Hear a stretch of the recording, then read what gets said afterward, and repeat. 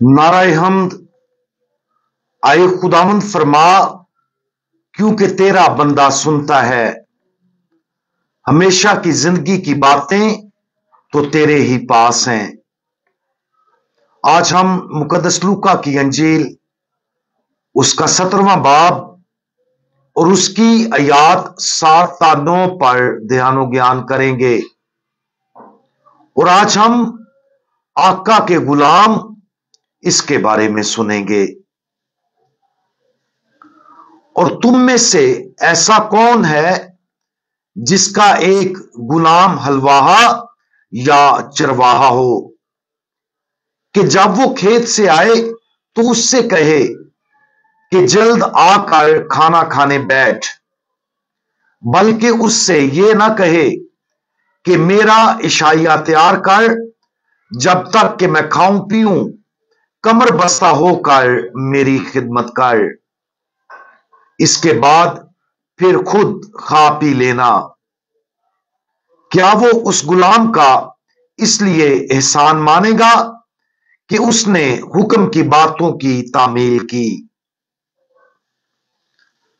आजकल ज्यादातर सकाफतों में एक ऐसा गुलाम रखने का ख्याल जिसे इंतजार करने का हुक्म दिया जाए, कदर की निगाह से देखा नहीं जाता। खुदावंद यीशु मसीह इस तस्वीर को इसलिए इस्तेमाल करते हैं कि जिन लोगों से वो बात कर रहे थे वो ऐसे ही ग्रोह से ताल्लुक रखते थे। उसने उनको आजिज बनाने के तौर पर इस तमसील का इस्तेमाल किया, क्योंकि खुदावंद यीशु मसीह उनमें से हर किसी को इस तमसील के जरिए ये समझा रहे थे कि उनमें से हर एक गुलाम है, ना कि आका। सिर्फ खुदा ही सबका मालिक और आका है। जब खुदा के लिए हमारी खिदमत की बात आती है तो उन अहकाम की कोई हद नहीं जो खुदा हमें देगा। शुरू में यह सख्त मालूम हो सकता है, लेकिन ऐसा नहीं है, क्योंकि खुदा हमें जो हुक्म देता है वो कामिल मोहब्बत का हुक्म है। हमें उसके अहकाम और उसकी कामिल वफादारी करने की जरूरत है। हमें वो हर चीज सुनने की जरूरत है जो वो हमें बताता है और उसे कमाल तक मानना चाहिए।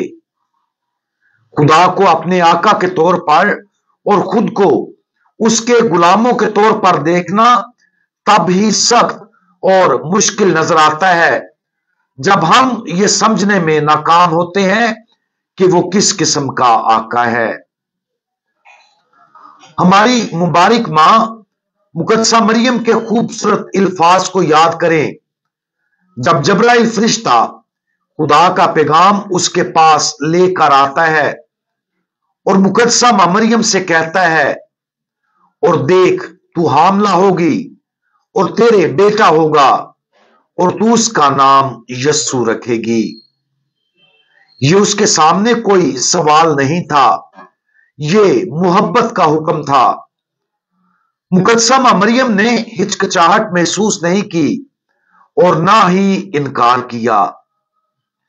और मरियम ने कहा, देख मैं खुदावंद की बंदी के मुआफिक हो। मुकद्दस के इख्तिताम पर खुदावंद यीशु मसीह ने कहा, इस तरह इन सब बातों की तामील के बाद जिनका तुम्हें हुक्म हुआ, तुम भी कहो कि हम निकम्मे गुलाम हैं। जो करना हम पर वाजिब था वही किया। हमारी मुबारक मां खुदा के अहकाम की कामिल खादमा थी और वो जानती थी कि खुदा के लिए उसकी मोहब्बत ने उसे उसकी मर्जी की पैरवी करने पर मजबूर किया। जब हम खुदा की मर्जी के लिए अपनी खिदमत के बारे में सोचते हैं तो क्या हम उसे ऐसे देखते हैं जैसे हम खुदा पर कोई एहसान करते हैं? क्या हम खुदा के हुक्मों की अतायत को अपनी तरफ से मोहब्बत के अमल के तौर पर देखते हैं और उन अहकामात के साथ अपने ताउन को अपने फितरी फराइज से बालातर समझते हैं। उम्मीद है कि हम समझ गए होंगे कि हम मुबारक मां मरियम की तरह सबके एक हकीकी मालिक के खादिम हैं। उम्मीद है कि हम भी खुदा के अहकामात को रोड मैप के तौर पर देखेंगे जो अब्दियत की जिंदगी की तरफ ले जाता है। जब हम समझेंगे कि आका कौन है तो हम कभी भी नौकर या गुलाम बनने में कभी भी हिचकिचाएंगे नहीं। हम मुकम्मल और गैर मुतजलजल फरमाबरदारी में आजादाना तौर पर अपने आप को उसकी मर्जी के हवाले करने में हिचकिचाहट महसूस नहीं करेंगे। सिर्फ खुदा ही जानता है कि हमारे लिए क्या बेहतर है, इसलिए हमें अपनी जिंदगियों पर उसे मुकम्मल इख्तियार देने की जरूरत है। आज एक आका और गुलाम की तस्वीर पर गौर करें।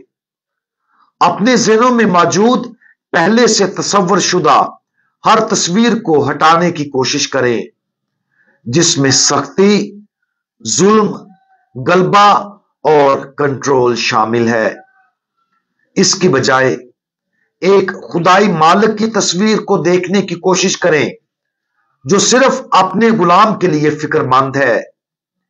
किसी ऐसे आका को देखने की कोशिश करें जो गुलाम से कामिल मोहब्बत रखता हो।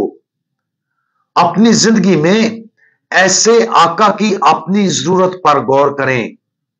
दुआ करें कि हम तमाम चीजों में मुकम्मल कंट्रोल खुदा के हवाले करने के काबिल हो जाएं, ताकि वो हमारी जिंदगियों को उन जलाली चीजों की तरफ ले जा सके जो उसने हमारे लिए रखी हैं।